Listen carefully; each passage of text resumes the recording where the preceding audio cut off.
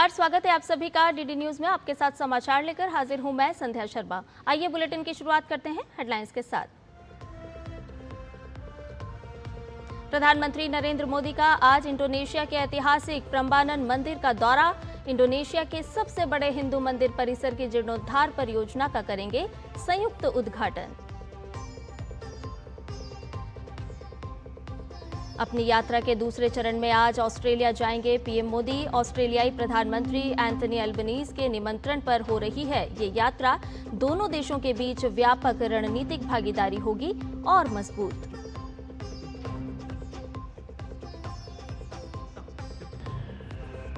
देश के तमाम हिस्सों में मॉनसून ने पकड़ी रफ्तार। अल नीनो के संभावित असर से निपटने की तैयारियों पर प्रधानमंत्री कार्यालय में हुई अहम बैठक।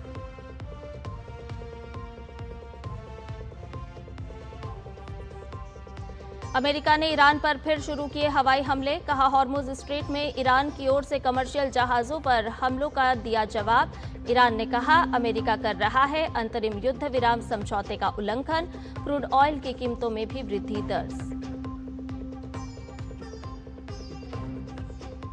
और फीफा विश्व कप का रोमांच बरकरार। अर्जेंटीना 13 मिनट में 3 गोल दागकर क्वार्टर फाइनल में मिस्र को 3-2 से हराया। पेनल्टी शूटआउट में कोलंबिया को हराकर पहली बार क्वार्टर फाइनल में पहुंचा स्विट्जरलैंड।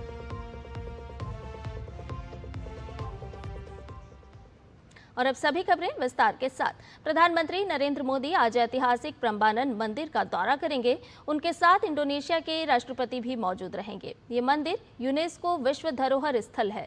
भारत इंडोनेशिया इसके संरक्षण के लिए एक संयुक्त पहल भी लॉन्च करेंगे।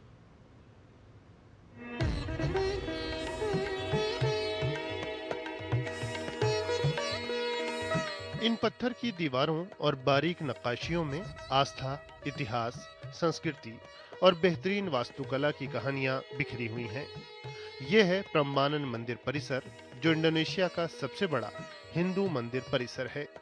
9वीं सदी में बने इस मंदिर को यूनेस्को विश्व धरोहर स्थल का दर्जा हासिल है।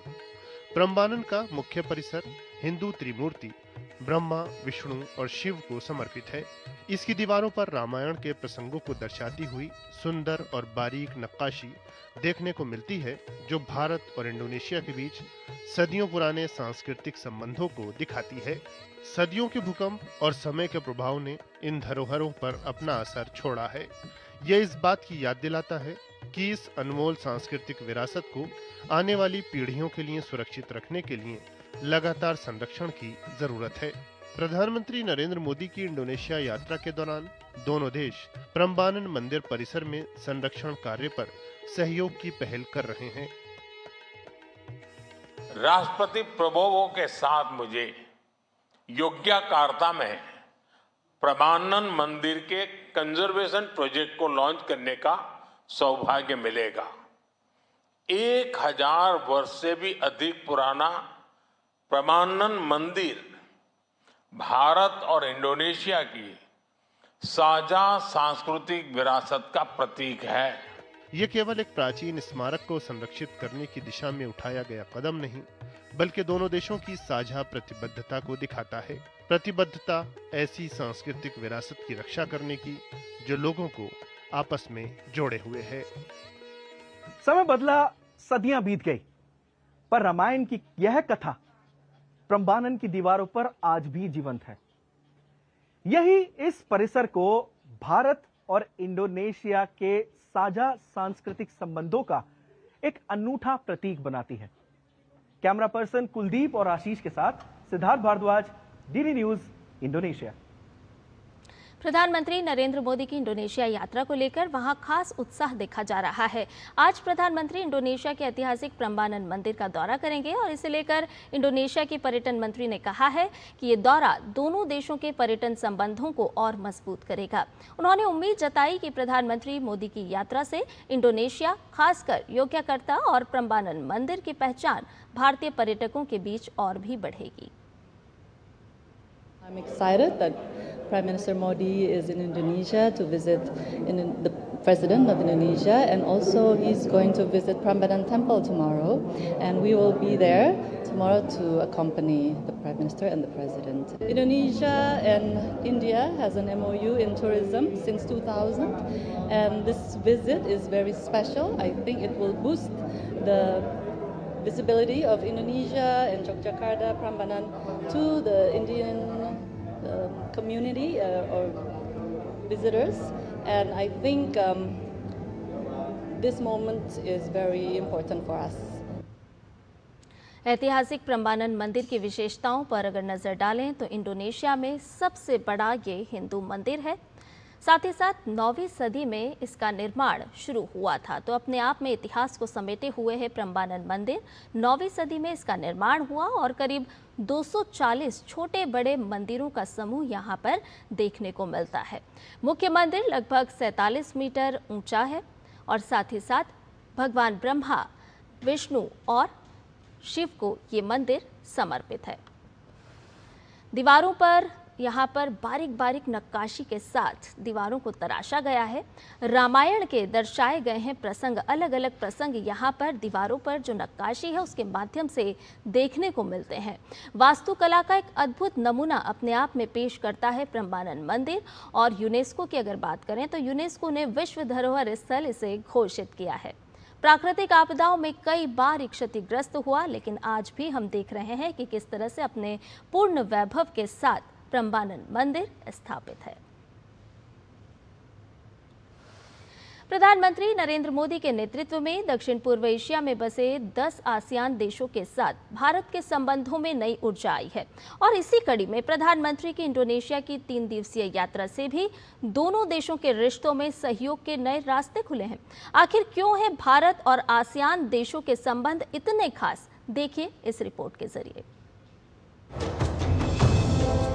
बीते करीब एक दशक में भारत ने नेबरहुड फर्स्ट और एक्ट ईस्ट जैसी नीतियों के जरिए अपने पड़ोसी देशों के साथ रिश्तों को नई ऊंचाइयों पर पहुंचाया है।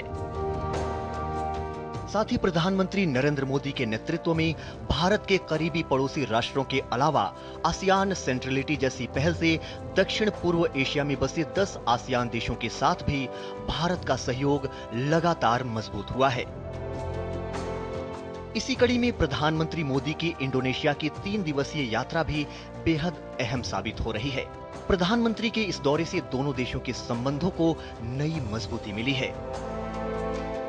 दरअसल विभिन्न द्विपक्षीय और वैश्विक मंचों पर आसियान देशों के साथ भारत लगातार समन्वय बनाए रखता है। इस दौरान भारत ने आसियान देशों के साथ रक्षा और सुरक्षा, तकनीक, व्यापार, निवेश जैसे विभिन्न क्षेत्रों में सहयोग को मजबूत किया है। आसियान समूह में ब्रुनेई, कंबोडिया, इंडोनेशिया, लाओ, Malaysia, Myanmar, Philippines, Singapore, Thailand और वियतनाम शामिल हैं।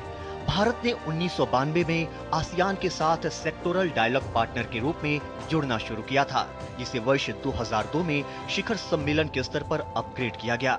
भारत आसियान संबंधों के 30 साल पूरे होने के मौके पर 2022 को आसियान भारत फ्रेंडशिप ईयर के रूप में मनाया गया। साथ ही इस दौरान भारत आसियान संबंधों को व्यापक रणनीतिक साझेदारी के स्तर पर अपग्रेड किया गया। साथ ही इस दौरान भारत और आसियान देशों के बीच आर्थिक संबंधों में भी बड़ा बदलाव आया है। जहां वित्त वर्ष 2013-14 में द्विपक्षीय व्यापार 74 अरब डॉलर था, तो वहीं 2024-25 में ये बढ़कर 123 अरब डॉलर को पार कर चुका है। इससे इतर प्रधानमंत्री मोदी के प्रयासों से आसियान देशों के साथ भारत के द्विपक्षीय संबंधों में भी लगातार मजबूती आई है। पीएम मोदी की हालिया इंडोनेशिया यात्रा के दौरान अनेक अहम क्षेत्रों में सहयोग पर सहमति बनी है।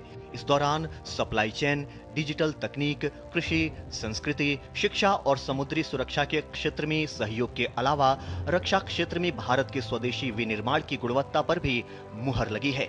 इंडोनेशिया ने भारत के साथ ब्रह्मोस और एयर टू एयर मिसाइलों के क्षेत्र में सहयोग पर भी समझौते किए हैं। वहीं इससे पहले 2018 में पीएम मोदी की जकार्ता यात्रा के दौरान भारत इंडोनेशिया संबंधों को व्यापक रणनीतिक साझेदारी का दर्जा दिया गया था, जिसके तहत दोनों देशों के बीच रक्षा, समुद्री सुरक्षा, व्यापार, कनेक्टिविटी और इंडो पैसिफिक में सहयोग पर विशेष जोर दिया गया।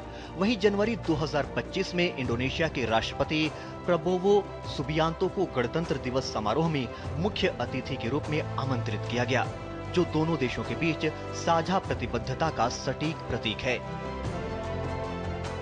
प्रधानमंत्री नरेंद्र मोदी के नेतृत्व में I act east ASEAN centrality और महासागर जैसी पहलों ने हिंद महासागर क्षेत्र में न केवल नए अवसरों के लिए राह खोली है, बल्कि इंडो पैसिफिक में सुरक्षित और स्वतंत्र नौवहन को सुनिश्चित करने की प्रतिबद्धता को भी आगे बढ़ाया है। Bureau report, TD news. Bulletin में खबरें और भी हैं, लेकिन फिलहाल रुकने एक छोटे से ब्रेक के लिए जल्द हाजिर होंगे। हींग देना, वो वाली MDH की सुपर हींग। जिन्होंने यूज किया है वो जानते हैं असली हींग का स्वाद। MDH सुपर हींग, शुद्धता का असली तड़का। असली मसाले सच सच MDH। जब धरती चीर कर निकलता है लोहे का पत्थर और मिलता है मोंगिया के जोश से, फिर तपता है, पिघलता है और बनता है फौलाद। अब होता है सरिया सारी खूबियों के साथ। मोंगिया स्टील, मजबूत देश का मजबूत सरिया। यार कैसे ले पाएंगे घर? नहीं, आज गर्मी बहुत है ना? यस, बहुत ही ज्यादा। पापा, घर खरीदने की planning is not easy. Vinny, long term savings का बेस्ट प्लान बताना। LIC protection plus plan. LIC और सेविंग्स। यस, इसमें इंश्योरेंस और फंड्स दोनों में इन्वेस्ट करके गोल्स के हिसाब से सम अश्योर्ड एडजस्ट कर सकते हो। LIC protection plus plan, future insured, growth assured. Break के बाद समाचार में आपका एक बार फिर से स्वागत है। प्रधानमंत्री नरेंद्र मोदी आज इंडोनेशिया का दौरा पूरा करने के बाद ऑस्ट्रेलिया जाएंगे। उनकी यात्रा प्रधानमंत्री एंथनी एल्बनीज के निमंत्रण पर हो रही है। इस यात्रा से भारत ऑस्ट्रेलिया व्यापक रणनीतिक भागीदारी और मजबूत होगी। इस दौरान दोनों पक्षों के बीच रक्षा और सुरक्षा, व्यापार और निवेश, शिक्षा, मोबिलिटी, उभरती प्रौद्योगिकी, खेल और जनसंपर्क पर विचार विमर्श होगा। इस दौरान भारत अलग अलग क्षेत्रों में सहयोग मजबूत करने पर जोर देगा। ऑस्ट्रेलिया में महासागर और हिंद प्रशांत विजन एक अहम मुद्दा रहेगा। ये दौरा भू राजनीतिक तौर पर अहम होगा।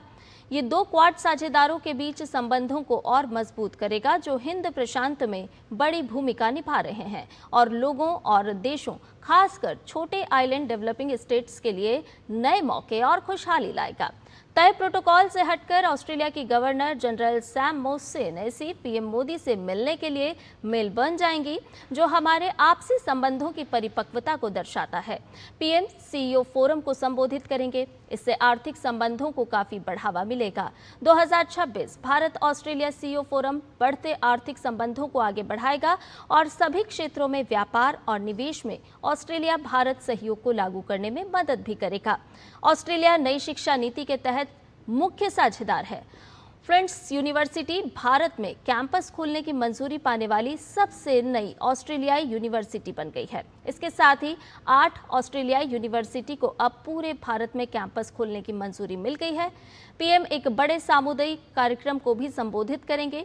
ऑस्ट्रेलिया में भारतीय समुदाय हमारे द्विपक्षीय संबंध का एक जरूरी स्तंभ बन गया है।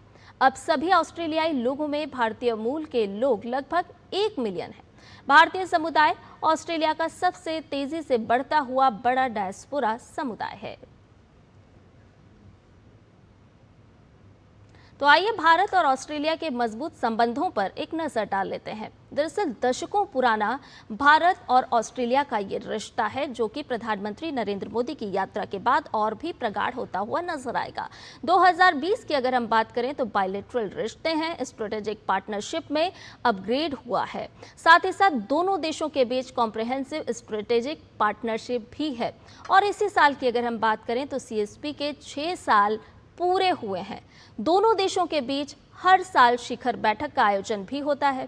साथ ही साथ दोनों देशों के प्रधानमंत्री इस शिखर बैठक में शामिल होते हैं। 2+2 विदेश और रक्षा मंत्री स्तरीय वार्ताएं भी आयोजित होती हैं दोनों देशों के मध्य। और वहीं भारत ऑस्ट्रेलिया रक्षा संबंधों को अगर जानें तो 2021 पर नजर डालते हैं, तब म्यूचुअल लॉजिस्टिक्स सपोर्ट एग्रीमेंट से बड़े रक्षा संबंध थे और इसके साथ साथ MLSA से बढ़ी थी संयुक्त अभ्यास और प्रशिक्षण और इंटरऑपरेबिलिटी। साल 2023 जब ऑस्ट्रेलिया ने की अभ्यास मालाबार की मेजबानी, भारतीय पनडुब्बी का पर्थ दौरा भी इसी दौरान देखने को मिला। कोकोस द्वीप समूह में नौसैनिक सहयोग भी यहां पर देखने को मिला है। ऑस्ट्रेलिया ने भारत के अभ्यास मिलान में हिस्सा लिया, भारत ने ऑस्ट्रेलियाई अभ्यास काकाडू में हिस्सा लिया। साथ ही साथ पिच ब्लैक अभ्यास में एयर टू एयर रिफ्यूलिंग पर सहयोग भी यहां पर नजर आया। ऑस्ट्रेलिया इंडेक्स यानी कि ऑस इंडेक्स को देखें तो भारत और ऑस्ट्रेलिया का प्रमुख नौसैनिक अभ्यास भी यहां पर हुआ है। तो देखा आपने कि भारत और ऑस्ट्रेलिया के मध्य किस तरह से मजबूत और प्रगाढ़ संबंध हैं और प्रधानमंत्री नरेंद्र मोदी की जो यात्रा है उसके बाद दोनों ही देशों के मध्य और भी ये रिश्तों को निरंतरता मिलेगी, साथ ही साथ ये रिश्ते और भी प्रगाढ़ होते हुए नजर आएंगे।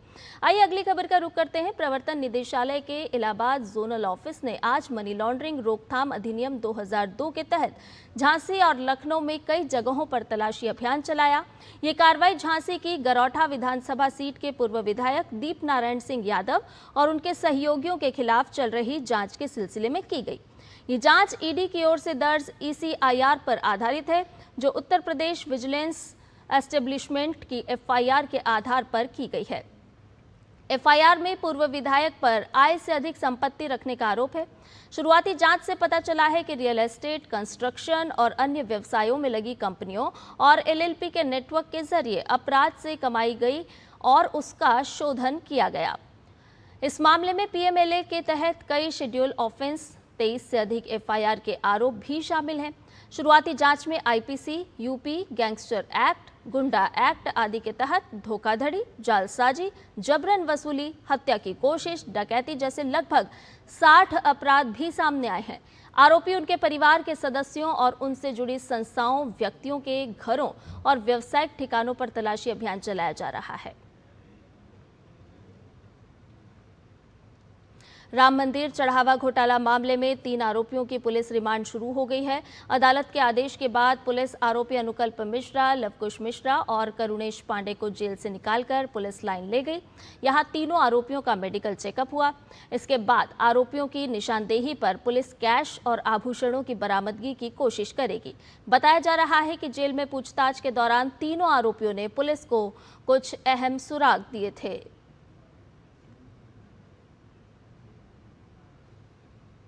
इधर राम मंदिर चढ़ावा घोटाला मामले में चंपत राय का इस्तीफा मंजूर होने के बाद कोषाध्यक्ष गोविंद देवगिरी महाराज चंपत राय से मिलने के लिए पहुंचे। श्री राम जन्मभूमि तीर्थ क्षेत्र ट्रस्ट कार्यालय में गोविंद देवगिरी महाराज और चंपत राय के बीच गोपनीय बैठक हुई। रुक करते अगली खबर का। विदेश मंत्री डॉक्टर एस जयशंकर अपनी विदेश यात्रा के अगले चरण में कुवैत पहुंच गए हैं। कुवैत के उप विदेश मंत्री हमद सुलेमान मशआन अल मशआन ने विदेश मंत्री का स्वागत किया। विदेश मंत्री डॉक्टर एस जयशंकर ने एक्स पर तस्वीरें साझा कर इस बात की जानकारी दी। अपनी कुवैत यात्रा के दौरान विदेश मंत्री अपने समकक्ष से मुलाकात करेंगे। विदेश मंत्री के इस दौरे का मकसद द्विपक्षीय संबंधों को मजबूत करना और साथ ही क्षेत्रीय घटनाक्रमों और आपसी हित के मुद्दों पर विचारों का आदान प्रदान करना है। केंद्रीय विदेश राज्य मंत्री कीर्तिवर्धन सिंह ने 6 और 7 जुलाई को जिनेवा में आयोजित संयुक्त राष्ट्र के पहले global dialogue on AI governance में भारतीय प्रतिनिधि मंडल का नेतृत्व किया। उच्च स्तरीय सत्र को संबोधित करते हुए उन्होंने कहा कि AI गवर्नेंस मानव केंद्रित, समावेशी और भरोसे पर आधारित होनी चाहिए। उन्होंने AI में मानवीय निगरानी, मानवाधिकारों के सम्मान और इसके दुरुपयोग को रोकने पर भी जोर दिया। साथ ही उन्होंने कहा कि ग्लोबल साउथ की सार्थक भागीदारी सुनिश्चित करने के लिए क्षमता निर्माण आवश्यक है और उन्होंने ये भी कहा कि भारत सुरक्षित, संरक्षित, भरोसेमंद और समावेशी AI के भविष्य के लिए प्रतिबद्ध है। The United Nations General Assembly launched the Global Dialogue on AI Governance, a landmark initiative that gives every country, along with industry, academia, and civil society, a meaningful voice in shaping the future of artificial intelligence. India firmly believes that responsible AI governance must rest on strong foundational principles preserving human oversight, upholding human rights, and preventing its misuse. अब बात मौसम की करते हैं। आने वाले 2 से 3 दिन में दक्षिण पश्चिम मानसून पूरे देश में सक्रिय हो जाएगा। दिल्ली एनसीआर समेत कई राज्यों में झमाझम बारिश हो रही है। इस बारिश से एक तरफ जहां लोगों को गर्मी से राहत मिली है, तो दूसरी तरफ कुछ इलाकों में बारिश ने लोगों का घरों से बाहर निकलना दूभर कर दिया है। उत्तर प्रदेश, कर्नाटक और अरुणाचल प्रदेश के कुछ इलाकों समेत पहाड़ी इलाकों में भी लगातार बारिश हो रही है। कर्नाटक में दक्षिण कन्नड़ जिला प्रशासन ने आज भारी बारिश की आशंका को देखते हुए 12वीं कक्षा तक के सभी शैक्षणिक संस्थान बंद रखने की घोषणा कर दी है। अरुणाचल के कई जिलों में मूसलाधार बारिश हो रही है। कुछ इलाकों में बाढ़ और भूस्खलन की स्थिति बनी हुई है। उत्तराखंड में कई स्थानों पर भारी बारिश हो रही है। कई मार्गों पर मलबा आने से 32 सड़कें बंद हो गई है।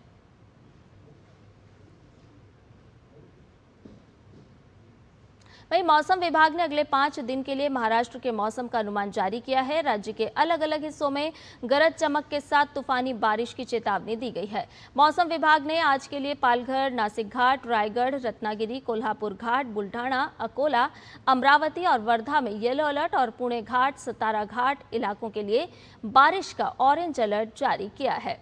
मौसम विभाग ने लोगों से स्थानीय प्रशासन और मौसम विभाग के निर्देशों का पालन करने और जरूरी सावधानी बरतने की अपील भी की है। इसके साथ ही संवेदनशील इलाकों में एनडीआरएफ और एसडीआरएफ की टीमें भी हाई अलर्ट पर हैं। वहीं गुजरात में भी भारी बारिश हो रही है। बारिश से सूरत जिला सबसे ज्यादा प्रभावित हुआ। बाढ़ प्रभावित इलाकों से 2100 लोगों को सुरक्षित स्थानों पर पहुंचाया गया। सूरत जिले की कामरेज तहसील में मंगलवार को शाम 4 बजे तक महज 10 घंटों के भीतर ही 305 मिलीमीटर बारिश दर्ज की गई। मौसम विभाग के अनुसार पिछले 24 घंटों के दौरान दक्षिण गुजरात क्षेत्र के सूरत, वलसाड़, दादरा और नगर हवेली में कुछ स्थानों पर अत्यंत भारी बारिश हुई है। नवसारी जिले के नवसारी तहसील में 195 मिलीमीटर बारिश हुई, जबकि जलालपुर में 177 मिलीमीटर बारिश दर्ज की गई है। नगर निगम आयुक्त ने नागरिकों को मूसलाधार बारिश को देखते हुए जरूरत होने पर ही घरों से बाहर निकलने की सलाह दी है। संभावित एल नीनो के असर और खरीफ मौसम की तैयारियों को लेकर प्रधानमंत्री कार्यालय ने मंगलवार को उच्च स्तरीय समीक्षा बैठक की। प्रधानमंत्री के प्रधान सचिव डॉक्टर पीके मिश्रा की अध्यक्षता में हुई इस बैठक में कृषि, बिजली, स्वास्थ्य, ग्रामीण विकास, आर्थिक मामलों, उपभोक्ता मामलों, जल संसाधन, मौसम विभाग समेत 15 से ज्यादा मंत्रालयों और विभागों के सचिव तथा वरिष्ठ अधिकारी शामिल हुए। बैठक में भारतीय मौसम विज्ञान विभाग यानी आईएमडी ने मॉनसून की मौजूदा स्थिति और एल नीनो के संभावित प्रभाव का विस्तृत ब्यौरा पेश किया। बताया गया कि जुलाई के पहले सप्ताह में सामान्य से बेहतर बारिश दर्ज की गई है। आईएमडी ने यह भी कहा कि जुलाई और अगस्त में कमजोर से मध्यम स्तर का एल नीनो रहने की संभावना है, लेकिन एल नीनो का मतलब हमेशा सामान्य से कम वर्षा होना नहीं होता। बैठक में कृषि मंत्रालय ने बताया कि 262 संवेदनशील जिलों के लिए कृषि आकस्मिकता योजनाएं अपडेट कर दी गई हैं। राज्यों के साथ साप्ताहिक समीक्षा बैठकों के जरिए वर्षा, जलाशयों के जल स्तर, फसल बुआई, कृषि निवेश, कीट एवं रोगों की स्थिति पर लगातार निगरानी रखी जा रही है। और आइए अब नजर डाल लेते हैं कुछ अंतर्राष्ट्रीय खबरों पर, जहां पश्चिम एशिया में एक बार फिर हालात बदल रहे हैं। शुरुआती शांति समझौते और अगले दौर की हो रही वार्ता के बावजूद अब अमेरिकी सेना और ईरान के बीच फिर से हमले शुरू हो गए हैं। अमेरिकी सेना ने ईरान के खिलाफ कई हवाई हमले किए हैं। अमेरिकी सेंट्रल कमांड ने मंगलवार को सोशल मीडिया पर एक पोस्ट में ये जानकारी दी कि ये हमले स्ट्रेट ऑफ हॉर्मुज से गुजर रहे 3 कमर्शियल जहाजों पर ईरान द्वारा किए गए हमलों के जवाब में किए गए हैं। उन्होंने कहा कि ईरान का दिखाया गया आक्रामक रवैया गैर जरूरी और खतरनाक था और ये युद्ध विराम का साफ उल्लंघन था। साथ ही अमेरिका ने मंगलवार को ईरानी तेल पर फिर से बैन लगा दिया है और हॉर्मुज स्ट्रेट में जहाजों पर हमले के अंजाम भुगतने की चेतावनी भी ईरान को दे डाली है।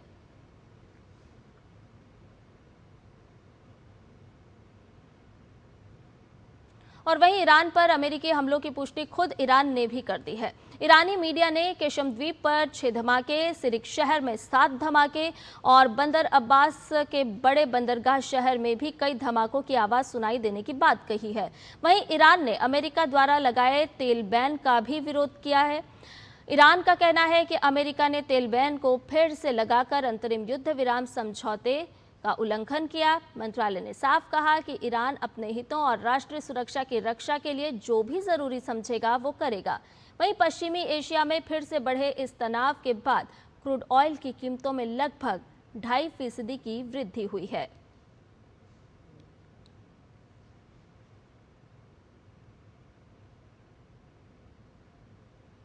खेल की खबरों में डिफेंडिंग चैंपियन अर्जेंटीना ने मिस्र को 3-2 से हराकर फुटबॉल विश्व कप के क्वार्टर फाइनल में जगह बना ली है।